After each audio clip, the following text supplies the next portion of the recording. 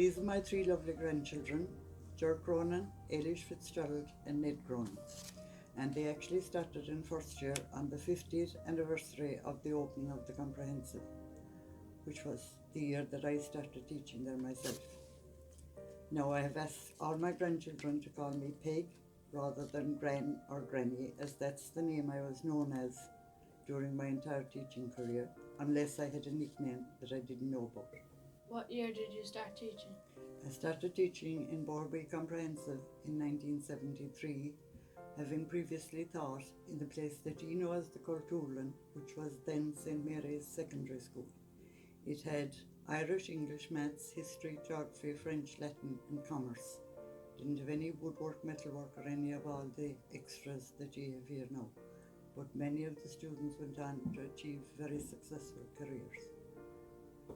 What subjects did you teach?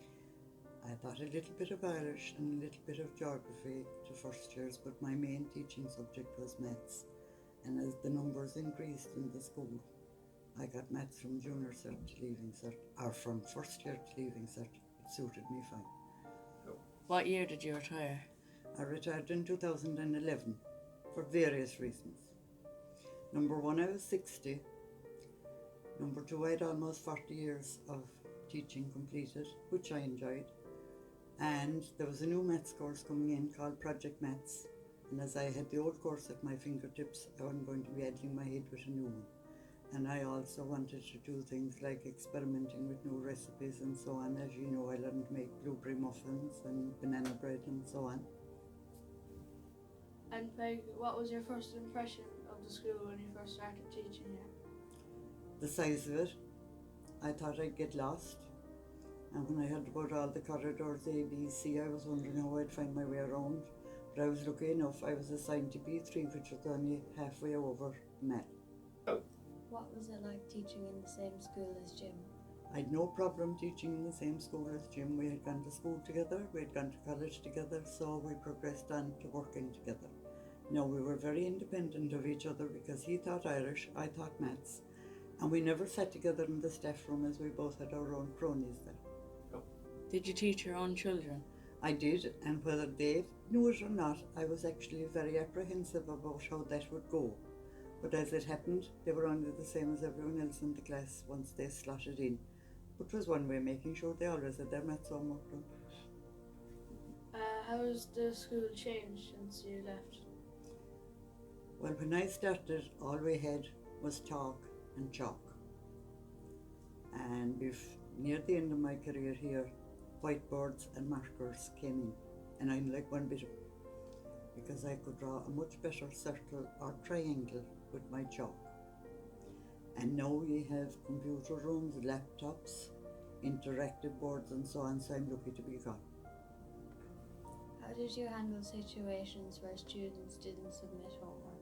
I had several different methods for dealing with that. One of them, they'd get a good ear bashing. I had certain words that are not found in the dictionary, but they're not curses either. And they didn't like that. And sometimes I might bring them out to the blackboard to do one of the sums that they had failed to do the night before. And that cured them. What was the most interesting excuse you've ever received from a student in relation to completing homework?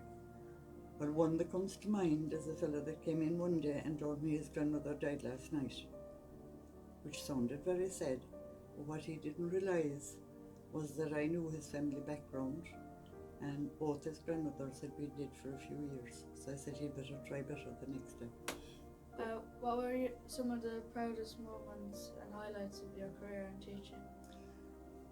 The proudest moments were the day the junior cert and leaving cert came out, and I came back to see the results and counted the number of A's achieved by my students, which incidentally was nearly always above the national average. Now don't get me wrong, I got as much satisfaction out of seeing somebody who struggled with maths achieving a pass grade. What advice would you give to the current and future teachers of the school? Be firm and fair, earn their respect, and if they respect you, if you respect them, they respect you, and a bit of humour doesn't go astray. How does it feel celebrating the 50th anniversary knowing you played a part in its history? Well, I'm glad to be alive, number one, And number two, I hope to continue to be as productive and as successful for the next 50 years as it has been for the past 50. And that you will enjoy your time here as much as I enjoyed mine.